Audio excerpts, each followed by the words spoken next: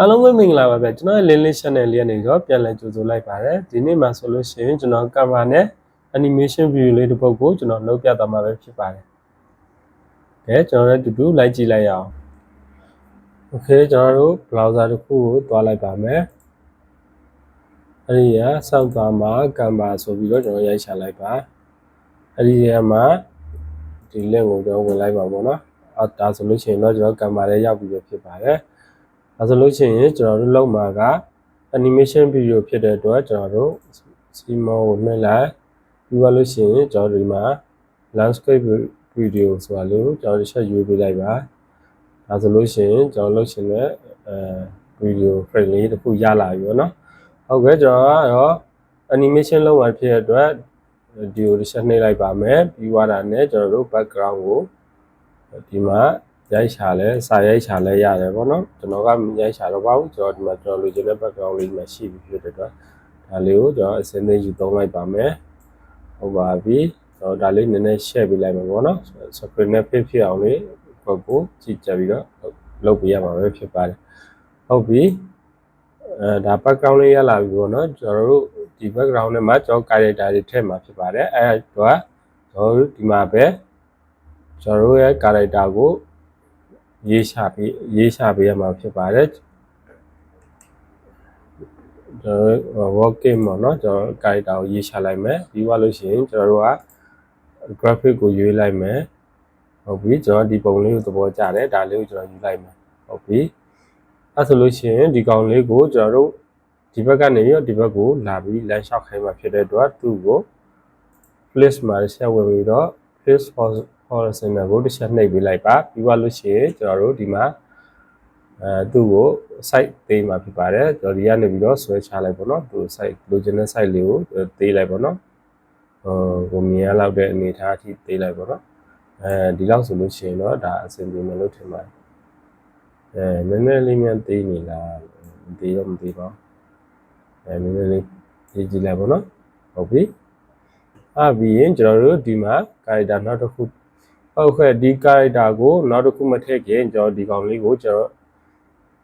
ဘာလို့ animation ပေးမယ်ပေါ့နော် animation လေးပေးမယ်ဆိုလို့ရှိရင်တို့ animation နဲ့ဝယ်ပြီးသွားလို့ရှိရင်ကျွန်တော်တို့ဒီမှာ animation အောက်ကိုဘယ်လိုထည့်မလဲဆိုတော့ဒီဘက်ကလာတာဆိုတော့သူက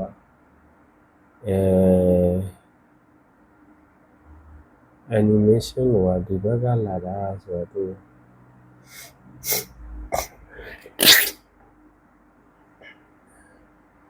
ကျွန်တော် animation ပေးမှာပေါ့နော် animation ပေးလိုက်မယ်ပြီးသွားလို့ရှိရင်သူ့ကို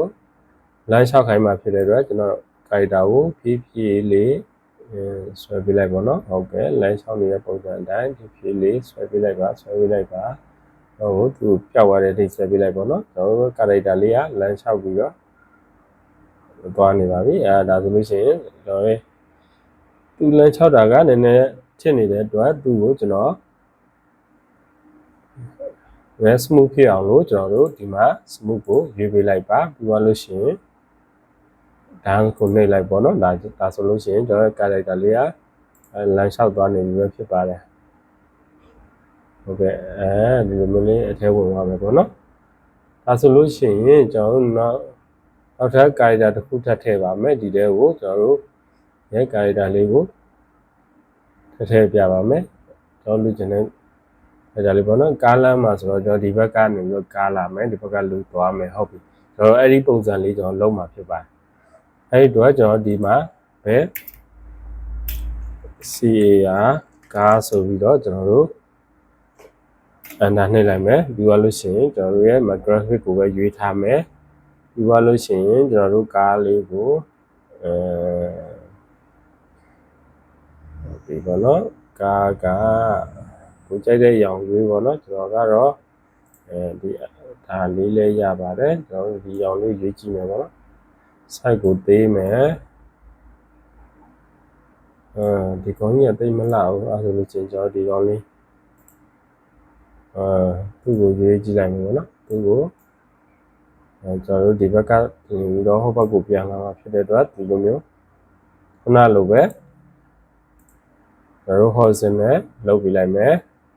ပြီးတော့ရင်သူ့ကိုလည်း animation ပေးလိုက်မယ် ကျွန်တော်တို့ animation ပေးဖို့အတွက်ဒီမှာ animation ကိုဝင်လိုက်မယ်ပြီးသွားလို့ရှိရင်ကျွန်တော်တို့ create animate လုပ်လိုက်မယ်ပေါ့နော်သူ့ကိုလည်းကျွန်တော်တို့ခုနလိုပဲmouse လေးနဲ့ဖိပြီးတော့အသားလေးဟုတ်ပြီနော်အဲ့လိုလေးဆွဲပေးရမှာဖြစ်ပါတယ်ဒါဆိုလို့ရှိရင်ကျွန်တော်တို့ animation လေးတစ်ခုရပါပြီဟုတ်ကဲ့ကျွန်တော်ကြည့်လိုက်မယ်ပေါ့နော်ကျွန်တော် animation ကဟုတ်ပြီဒီလိုမျိုးလေး animation ရပြီပေါ့နော်ဒါဆိုလို့ရှိရင်ကျွန်တော်တို့ဒီကောင်းကိုဘုမဘာမှမပေါ်တော့တဲ့အတွက်ကျွန်တော်ဒီကောင်းကိုရှေ့လေးနဲ့ဆွဲပေးလိုက်မယ်ဒါဆိုလို့ရှိရင်ကျွန်တော် background ပေါ်ပြန်ရောက်ပါပြီဟုတ်ပြီ background ပေါ်ပြန်ရောက်ပြီပေါ့နော်သူ့ကိုလည်း smooth ဖြစ်အောင်ကျွန်တော်တို့ဒီမှာတစ်ချက်ထောက်မယ်ပြီး animation နဲ့ပြန်သွားမယ်ပြီးသွားလို့ရှိရင်ဒီမှာ smooth ကိုပြန်ရွေးပေးလိုက်မယ်ဒါဆိုလို့ရှိရင်ဒါနည်းနည်းဖြည့်သွားပြီပေါ့နော်ဟုတ်ပြီဒီမှာဘာကွာလဲဆိုလို့ရှိရင်ကျွန်တော်တို့ရဲ့ character ကိုပြန်ကြည့်ပါမယ်ကျွန်တော်ရဲ့ character ကိုပြန်ကြည့်ပါမယ်ဟုတ်ကဲ့ဒီမှာဆိုလို့ရှိရင်မိတ်ဆွေတို့တွေ့ရမှာပါဒီမှာဆိုလို့ရှိရင်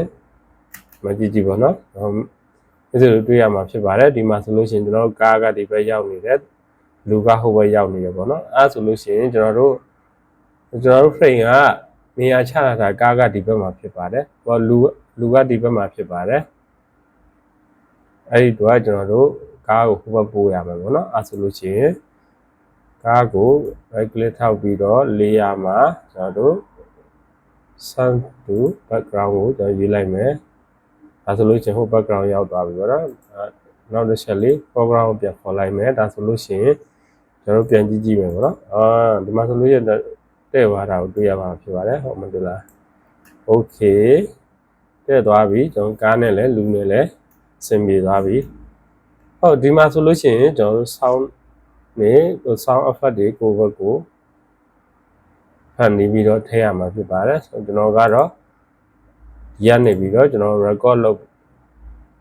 ပြီးတော့ထည့်လို့လည်းရတယ်ဒါမှမဟုတ်လို့ရှိရင်ကျွန်တော်ဒီမှာ audio ကိုကျွန်တော်ဒီမှာ audio sound effect တွေကိုရှာထည့်လို့လည်းရပါတယ်ဒါဆိုလို့ရှိရင်ကျွန်တော်တို့ဗီဒီယိုလေးတစ်ပုဒ်ရလာပါပြီဒါဆိုရင်ဒီဗီဒီယိုကိုကျွန်တော် save ချင်တယ်ဆိုလို့ရှိရင်ကျွန်တော်ဒီမှာ share ကိုနှိပ်ပြီးသွားလို့ရှိရင်ကျွန်တော် download ပေါ့နော် download ဆိုလို့ရှိရင်ဒါဆိုလို့ရှိရင်ကျွန်တော်တို့ရဲ့ Full HD site ပေါ့နော်ဒါမှကျွန်တော်ကတော့သူ့ကိုဝယ်သုံးထားတဲ့အတွက်ကျွန်တော် site ကိုလိုချင်တဲ့လောက်ချိန်ကြည့်လို့ရပါတယ်ကျွန်တော်ဒီမှာ download ကိုနှိပ်လိုက်ပေါ့နော်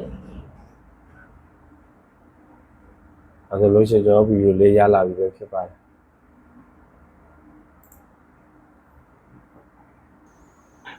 အခုလိုမျိုးဗီဒီယိုတွေကိုကျွန်တော်ရဲ့ page မှာအမြဲတမ်းတင်ဆက်ပေးမှာဖြစ်လို့ကျွန်တော်ရဲ့ page ကို like and subscribe လေးလုပ်ပေးသွားပါဦးလို့တောင်းဆိုချင်ပါတယ်အားလုံးပဲကျေးဇူးတင်